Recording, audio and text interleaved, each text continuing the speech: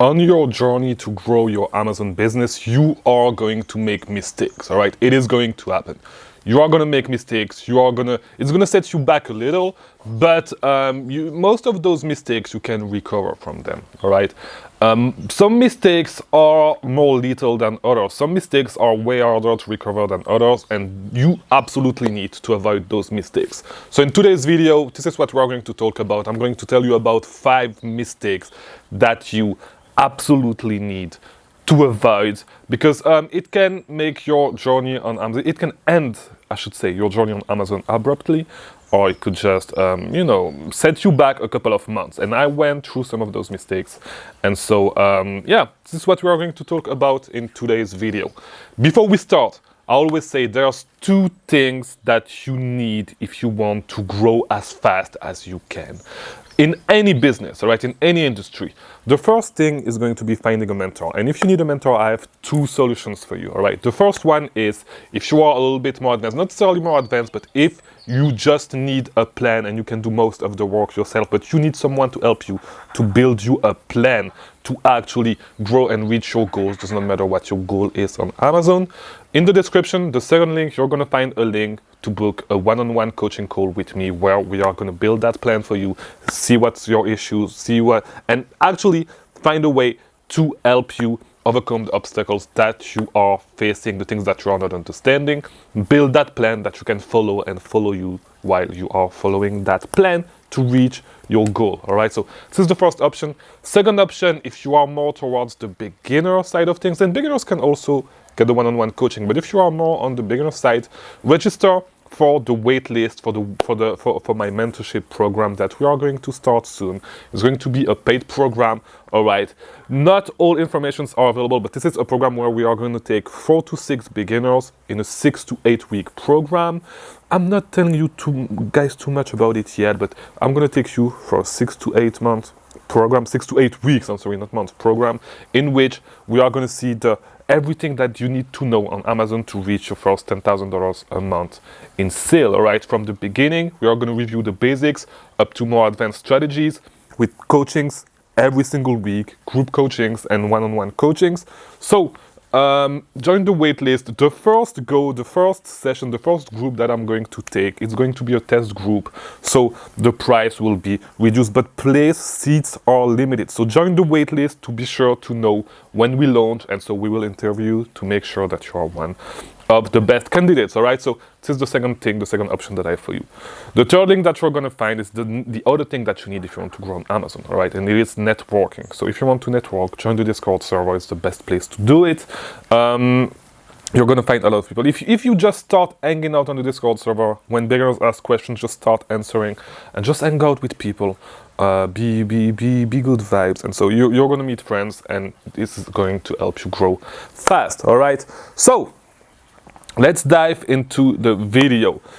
The first mistake that actually can kill you, that can actually set you back months, if not years, is generating invoice, right? Using generated invoice to submit them to Amazon, all right? So whether it is for ungating, for IP complaints, for proving the authenticity of your items, do not generate invoice, because getting suspended for forgery, for invoice forgery, is one of the hardest suspension to come back from, right? It's going to take you months, if not years, to come back from this. And the only issue the only way that you will be able to recover from this is it's just going to be time, all right? It's going to take a long time. It's going to set you back a lot. You're going to lose, your inventory is going to get frozen.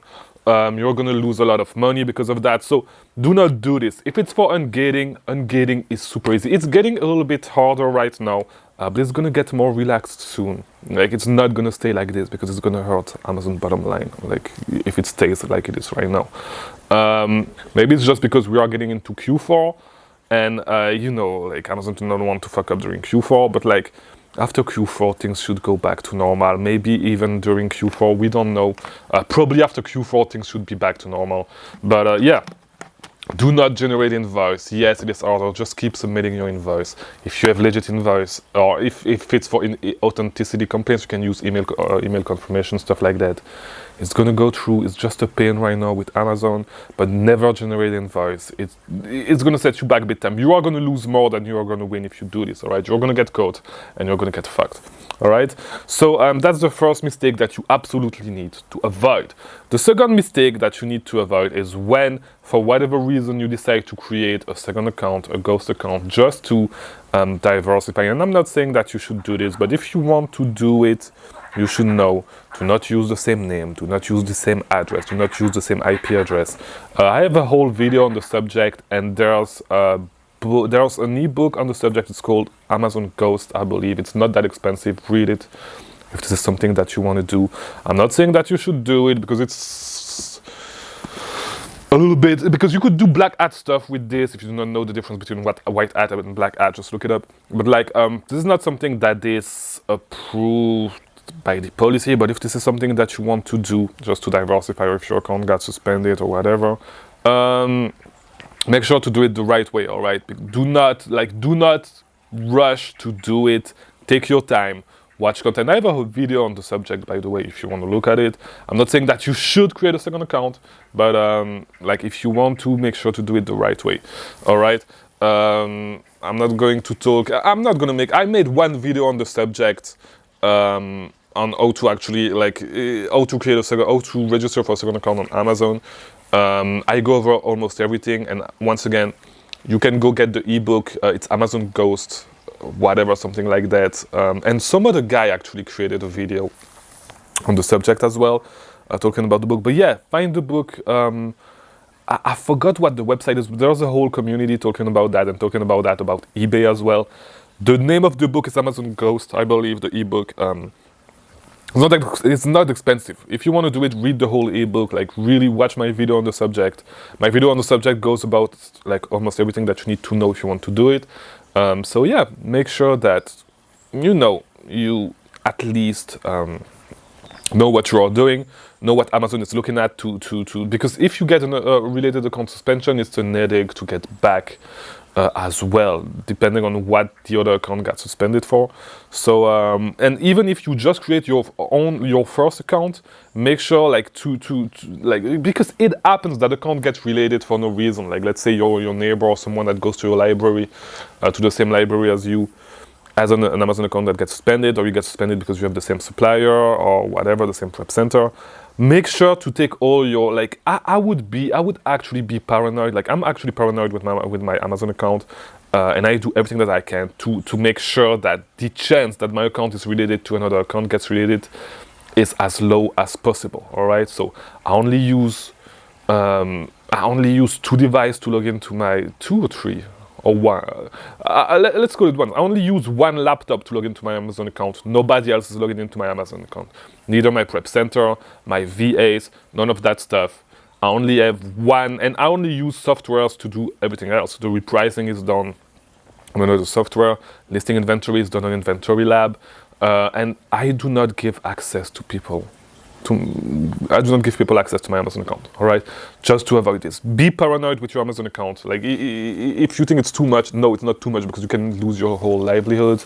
And yeah, we are gonna expand on that with the third point, which is do not focus solely on Amazon, all right? Because you can do everything right and get suspended and lose your account. You lose your own livelihood. So get something going on right next to it, especially when you are reinvesting your profits aggressively, because if you lose everything, you do not have any savings, you're fucked. Do not rely solely on Amazon, because you can get fucked, all right? Get something else going on. If you have some savings, stuff like that, it's okay. You do not have to do it, because worst case scenario, like, let's say worst case scenario, you have some savings, you can definitely create another account. It's going to take you a little time to get back, but if you have some savings, if you have some cash, it gets easier. But if you are in the process of reinvesting heavily, like if you get suspended, let's say you have a big Amex bill, you are done for. So do not rely solely on Amazon. Try to expand a little bit on eBay if you are in the US. Look at other marketplaces. A lot of people are looking at Walmart right now. I've never looked at Walmart. Maybe I'll start looking at it.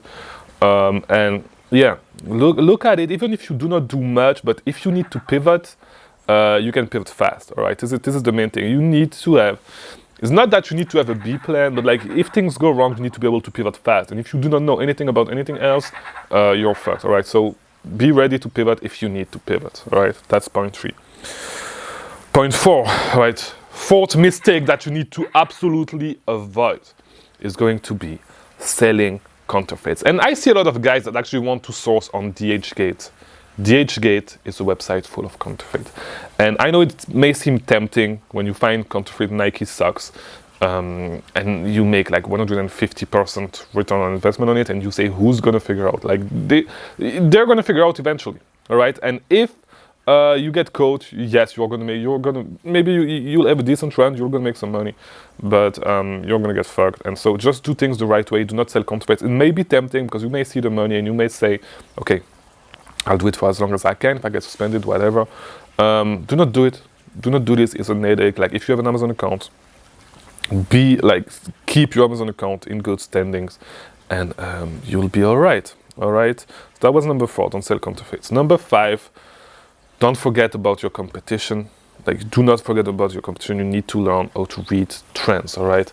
And it is especially true with repricing. All right, so when you are repricing, learn how to read your competition, because if you do things wrong, you can make a whole listing go down. All right, do not undercut by a penny when repricing. You're gonna make listing tank. Learn to learn how to actually read trends and keep an eye on your listing. I do not even do it myself. This is one of the mistakes that I make, but keep an eye on your listing. Look at your listings regularly. I haven't logged into Be Cool in a while, actually, now that I think about it. But like, yeah, look at your listings regularly, a couple of times a week, and monitor stuff, all right? Especially if you do not have too many listings. You can look at it every 3 days, and so you can look at all everything is looking at. I have way more listings than that, so it's hard for me to look at all my listings. But yeah, look at it, because you may have a lot of money. You may be wasting a lot of money because you are not repricing the right way. You are not monitoring your minimum price and all your listings are doing. And if a listing is starting to recover, why would you sell out? You know, stuff like that, because it is a big leak. It is a lot of money that you are wasting if you are doing this. So yeah, just know that, and you know, like look at the competition, learn. And I will make more videos about it, because to be 100% honest, I got way better at doing this in my time here while I was in Belgium. But when I get back to the US, I will make way more videos on that.